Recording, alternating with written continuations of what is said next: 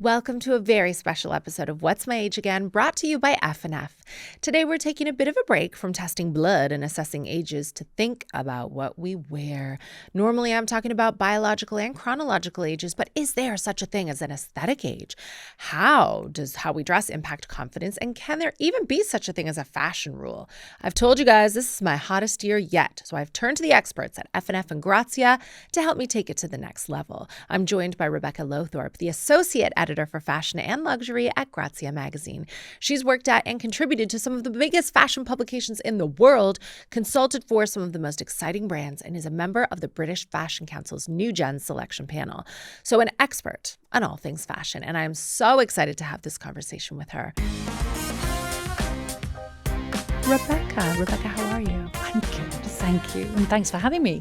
Thank you so much for being here, and I mean that professionally and personally. I know a lot of our listeners will be asking the same question that I am, and that's, what does it mean to dress for your age? I just don't think there are any rules anymore. No. I don't think there's anything to do with rules and age. I think you could put the same outfit on an 18-year-old and an 80-year-old these days, and they would both look fab in their own way, right? No, not if they both look terrible, because like my 16-year-old dresses in a way that is neither appropriate for her nor for an 80-year-old. So I don't mean to like body shame the 80-year-old. I just think, the trousers, and they keep bringing them back. So Rebecca, I really thought that we were doing high waist now. And denim is what gets me. Denim changes all the time. I'm wearing these lovely F&F jeans that I think are evergreen. And I love a piece like that. But we're going back to super ultra low rise. Yeah, I know what you mean. I think everyone needs a wardrobe of jeans, actually. I think that's the key. I think what you need is a high waist. Yes. You need a flare. You need a boot cut. You need something narrow to wear with a ballet flat. It's all about the shoe and the denim, frankly. And also denim, you can wear that to anything now. That's why you need a wardrobe of jeans, because a good jean can take you, from doing this to an event almost with a great jacket. So talk about versatility. You're right. And you just change the shoe, the accessories, the jacket. Yeah, definitely. You can do jeans with a heel, can't you? You can do them with a flat, a trainer. Yeah. I even saw jeans at the Met Gala. Oh, yes. I think there was a young woman who was quite polarizing. She's a beautiful young, I think, Asian young woman. I say young. They're all so young to me all of a sudden in my 40s. And I think Chanel had dressed her, and it was controversial because they dressed her so super casually. But it was Chanel. Yeah, but I mean, there's denim on the runways. Yeah. In almost every show, you'll get a denim, a jean, a shirt, a dress. It's kind of everywhere, and it's so elevated now. Yeah. And it can be, that's the beauty of it, isn't it? It goes up or down depending on your situation, what you're doing. What do you think currently in what is meant to be my hottest year, but we're coming to the tail end of it and I haven't really got to where I want to be, but that's a different story. I've noticed that a lot of the women that I used to really admire, like the Golden Girls, the cast of the Golden Girls, for example. Yes. I love them. I've always loved them even as a young girl, but they looked like nanas in a way. Yes. So how has styling yourself as a woman in her 40s changed, would you say? Well, I'm in my 50s. Well, I suppose it's that. I think it's knowing yourself. Yeah. Knowing what you want to, reveal and conceal. And I think as you age, you don't have the body of a 20-year-old anymore. So you're looking to sort of cover up bits here and there, but, to make the best of yourself. And I think you learn by trial and error, don't you, in your own wardrobe. And you have what, you develop a system that works for you, a uniform. And I suppose it's situational as well, because 50-year-old, 60-year-old women will find themselves in different environments with different tasks than an 18-year-old, than a 20-year-old. There's no need for me to have a clubbing wardrobe. No, exactly. I think you're kind of looking more at a wardrobe, I don't know, in my case anyway, for work. And then it is sort of that, you're planning out your day and you're thinking, okay, who am I dressing for in a way? Who am I going to meet? Who am I dressing for? How am I going to feel if I wear that? No, probably won't wear that instead.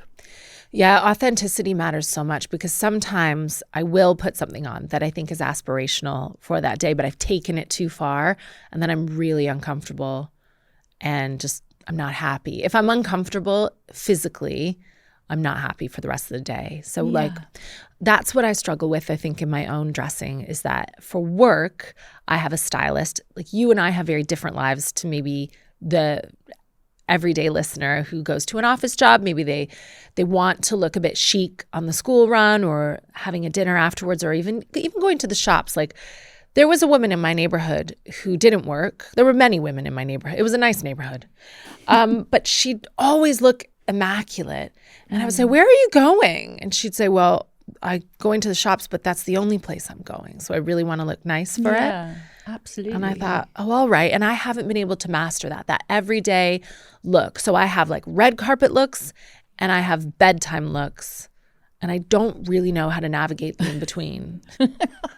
Okay, sorry, I'm a bit thrown by the bedtime looks. I think, to that person who's going on the school run and just wants to look great at the school gates, it's all about it's developing an image of yourself that you're happy with. Mm-hmm. And I think perhaps that's where, maybe that's quite difficult for you because you're so on all the time. You're so on screen or on camera. Yeah. That requires such a different look to normal you, right? To doing normal things. And I think for anybody that's quite hard. Like, what do I look like every day? That's like saying, who are you, really? Trash is the answer. And I find that it's really difficult to blend high street pieces and designer pieces for me because I do have a lot of investment pieces that I hope to keep forever, that I hope to keep for my children. But somehow when I put it together on my own, it just doesn't look right. So what do you think you would advise someone to choose from the high street? And then what should be a designer piece in terms of like maybe invest in a blazer, but do high street leggings, for example? Yeah, exactly. Well, I would say, for example, F&F. Mm-hmm. Do amazing basics. So if you're looking for value for your wardrobe, great T-shirts, great shirts, this is F&F. Fantastic kind of easy utility pieces. But how would you mix it? I think for me, all outfits start with the shoe because and that might be more of an investment purchase, let's say. But that means that your F&F leggings are going to look great with it, right? Yes. And I would invest in tailoring if possible because those are the pieces that great jacket is going to be that piece that you'll wear with your jeans, wear with your leggings, shorts even, depending on your age. A great jacket can kind of give your outfit a total oomph and sort of make you feel a bit more ready for the day, a bit more ready to go into battle, if you like. I'm not a fashion insider. I know that you have put together a beautiful F&F outfit today. You've got some, are they wide leg? Really? These are F&F. Chic looking black trousers. Straight leg, wide leg? They're kind of straight, wide-ish, but straight down. Okay. So no flare. And they're linen and they're really soft. And they're really crisp looking but comfortable shirt. Yeah, this is a vintage shirt. Bit of F&F, a posher shoe. And then my utility. The utility jacket. Yeah. So you're on a fashion safari. I am. You look good.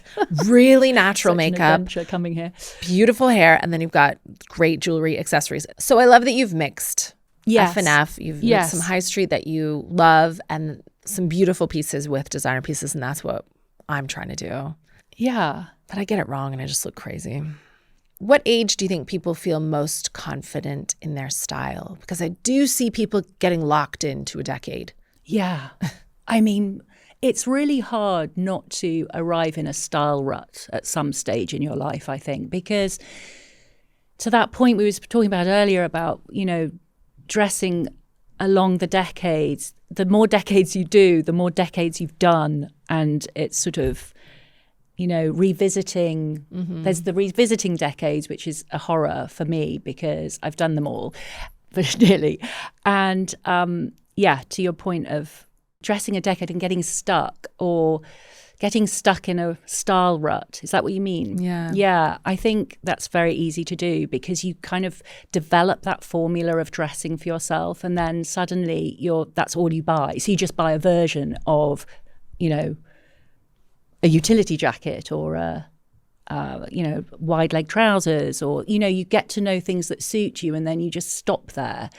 And that's not so much fun. No. And that's when you need a bit of help, I think. It's good to go to a store, speak to a personal shopper, you know, get someone to arrange a rail for you, or a friend even. Go shopping with a friend, say, look, because a friend will always say, look, I can really see you in this. Yeah. And get someone to get you into something else that you wouldn't normally put on your own rail. And I have to say, fun. I have some toxic values. I like supermodels. I like seeing supermodels. I think it's really cool. I think they're born for catwalk. I think things look beautiful on them.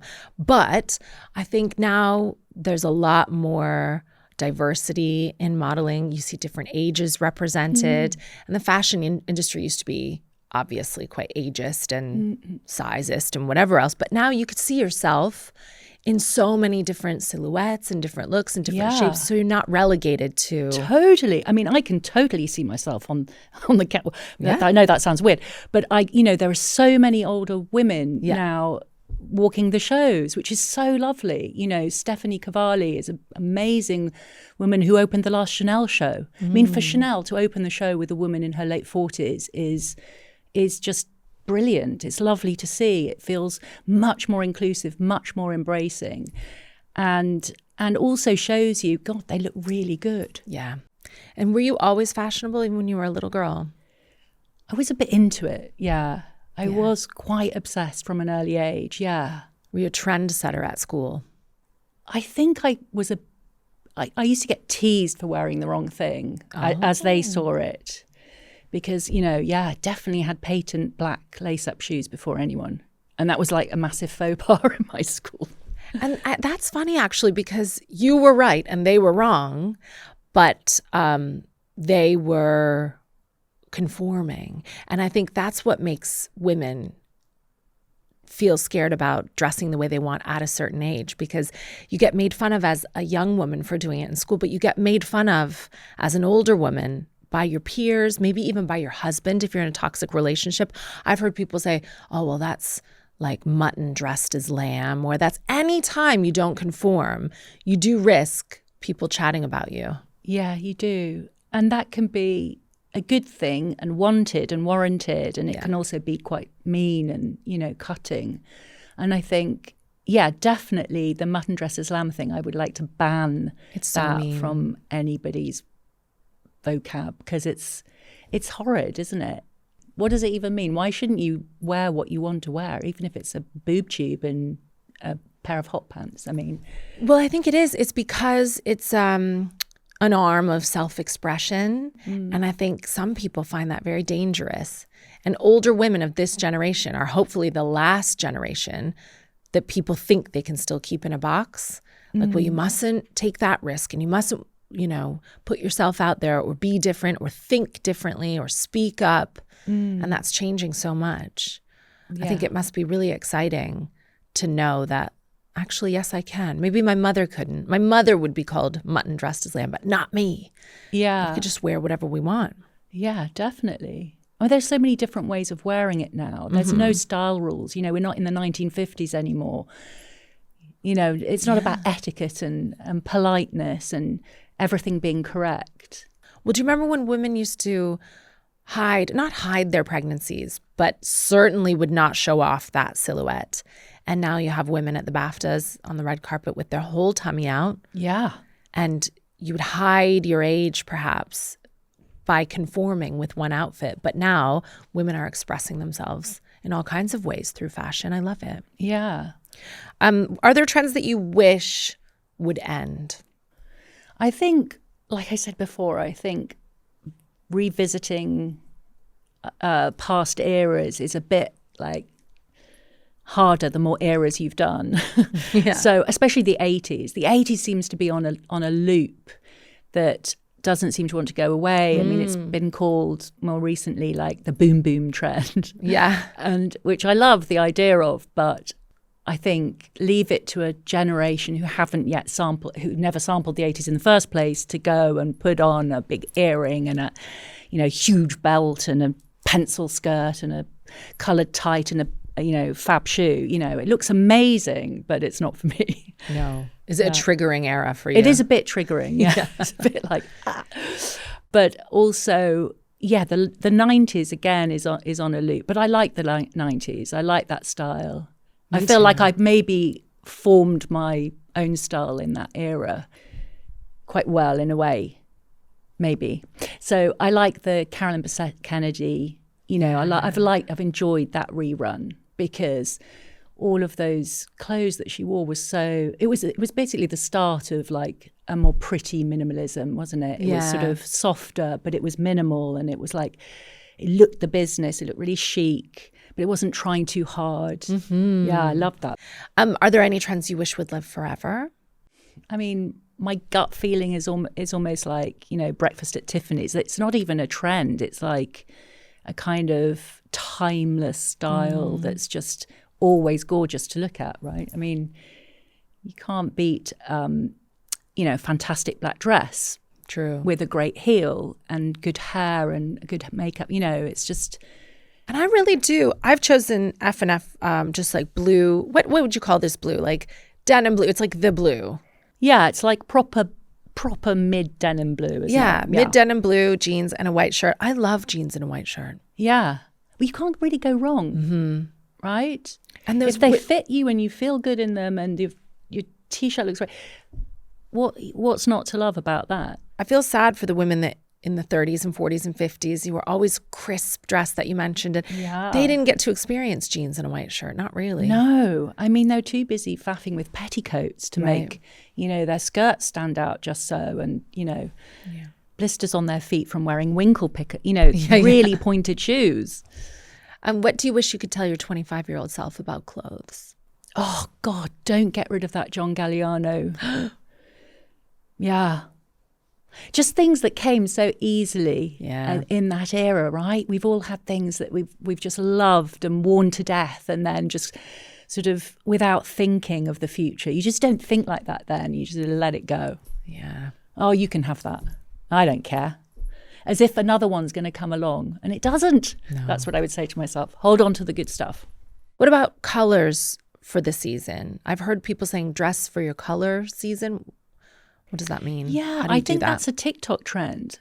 I think that's about people developing a palette for what's right for your skin tone. Mm-hmm. And this is your palette and this is what you should stick to. But I don't like the idea of people sticking to anything. Okay. But I think it's important to know what suits you, right? But I think we all know that anyway. No, we don't. No? No. You know that. Maybe you and all your friends at the magazine. Maybe. But the rest of us out here, okay, I've seen some shocking things. Okay, like what? Like what's so shocking? Just someone who might say, my favorite color's pink, but they're ham-toned as I am. Oh.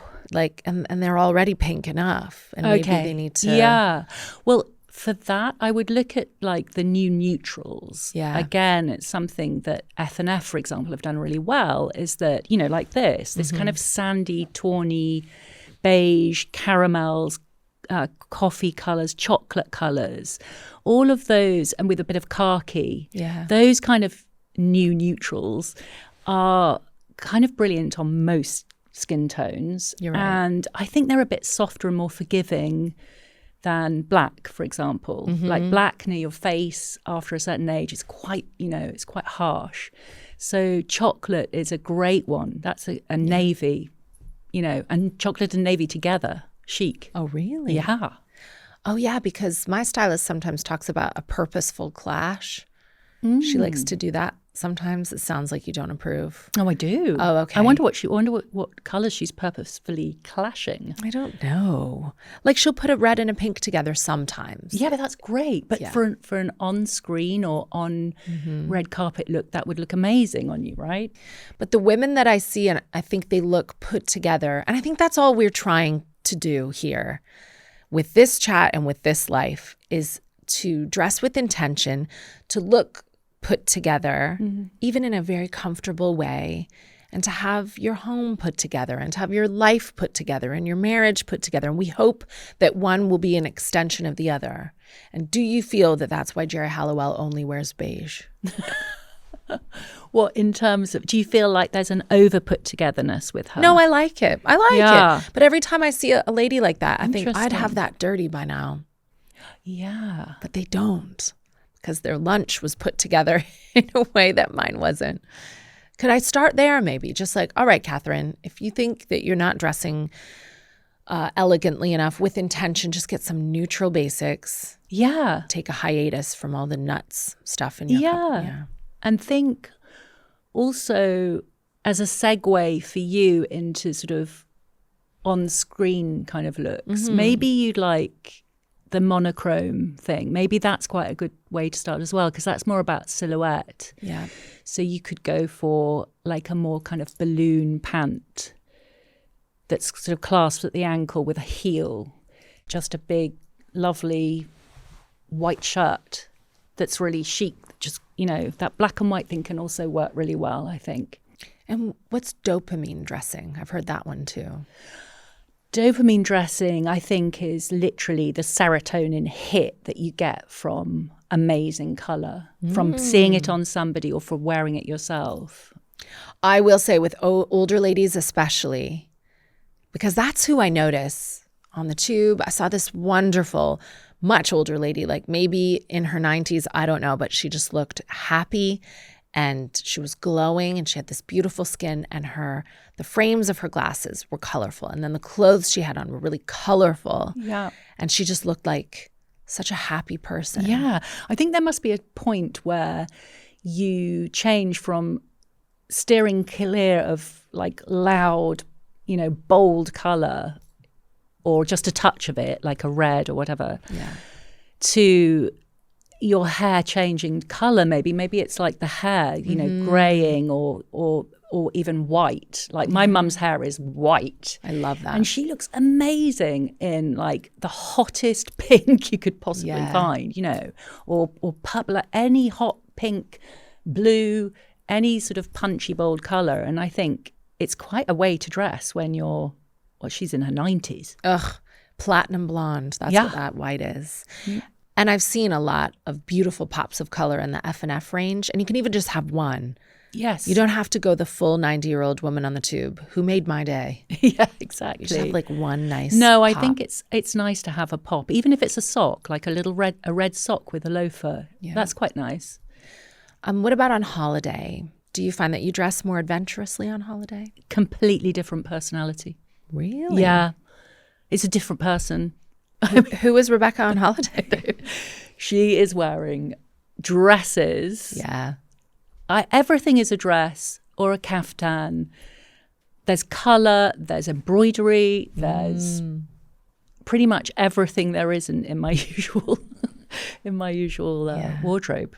And actually, I don't do too badly on holiday.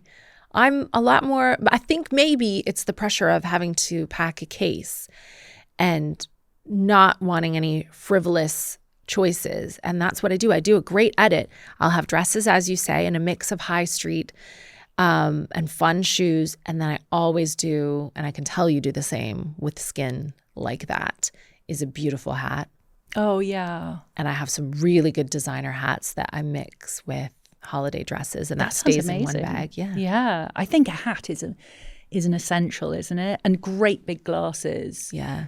And also the odd headscarf. I love a bit of a headscarf. Me too. Yes. And you've never had any sun on your face. Correct me if I'm wrong. No, I'm like a bit of a sun worshipper. What? Yeah, not on your face. I mean, I slather on the Factor 50. Well, you're doing very well. Thank you. I'm pretty good on holiday. I think it's because you can only take a finite amount of pieces. So how would you curate your ideal capsule holiday wardrobe? Okay. I'm not a great packer. I'm probably the worst packer.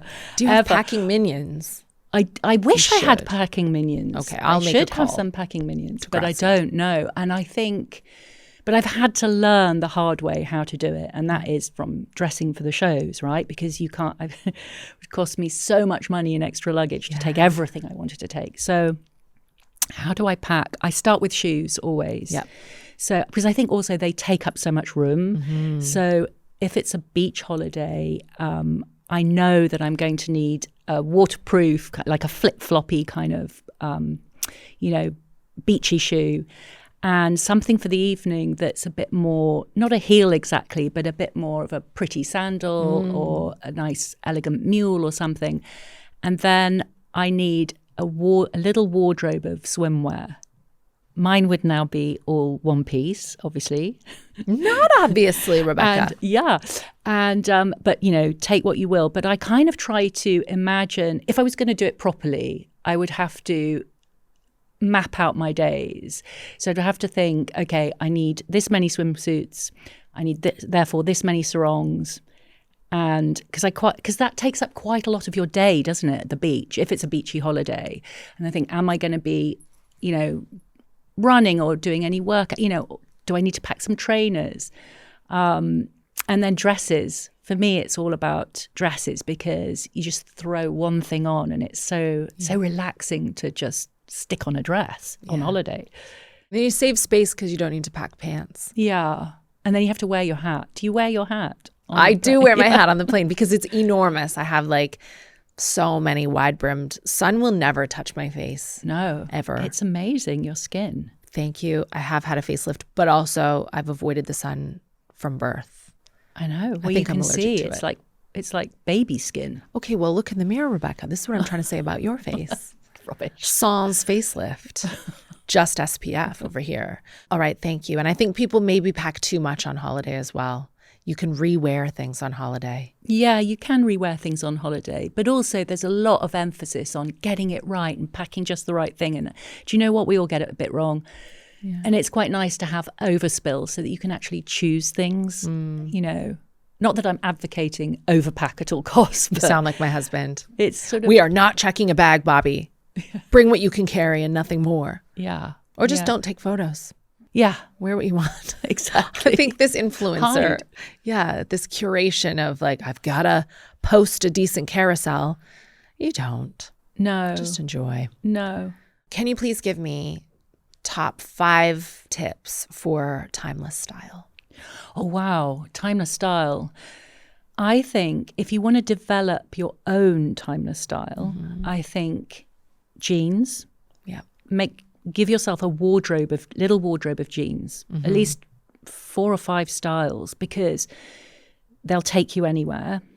I think a great jacket is essential for taking you from, work out in the evening or just, somewhere you need to feel more pulled together. Do you mean like a blazer? Yeah, I think a blazer, but I don't mean like a blazer in the sense of a kind of man's golfing blazer. No, it could with be gold anything. Buttons. I think like a tailored jacket is what I mean, but with a neutral color like a charcoal or navy, Or even a tweed. Yeah, tweed jackets are fab. Okay. Yeah, I mean, really, you need a little wardrobe of jackets as well. Yes. So a little wardrobe of jeans, jackets. I think a great black dress, one that you feel completely, brilliantly yourself in, and sort of elevates that confidence that can take you almost anywhere, right? A little black dress.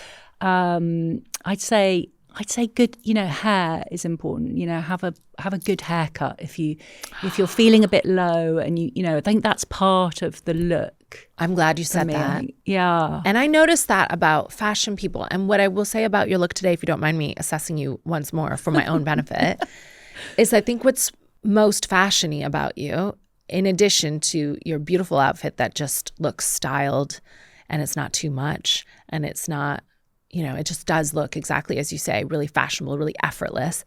But you have perfect, beautiful skin and your hair is really cool as well. Who are your biggest style icons, please? Wow. God. Is it Celine Dion? Oh my God, I love Celine Dion. Me too. Oh God, I love her. I know. She is an incredible style icon, in fact. Yeah. She was styled by that luxury Law for a while. Law Roach, is that his name? Yes. Who styles Zendaya. Yeah. Amazing stylist. Yeah. I mean, talk about put together and polished and of that moment and well chosen and da-da. But to me, that's like a stylist. That's like a collaboration with somebody else. Like if you're talking about innate style. Like how does Celine Dion look on her day off? Probably Yeah, like me. Probably like shit. No, don't look like shit. I think probably like for innate style that's effortless. I mean, it's a bit obvious to say, but I think I have to say Kate Moss. Right. If I think about how great her style is innately, in that she will, everything she wears looks as if it's come from her own wardrobe. Mm-hmm. So it doesn't look like it's come from a stylist rail. And she wears a jacket well, great pair of jeans. It just looks undone and effortless.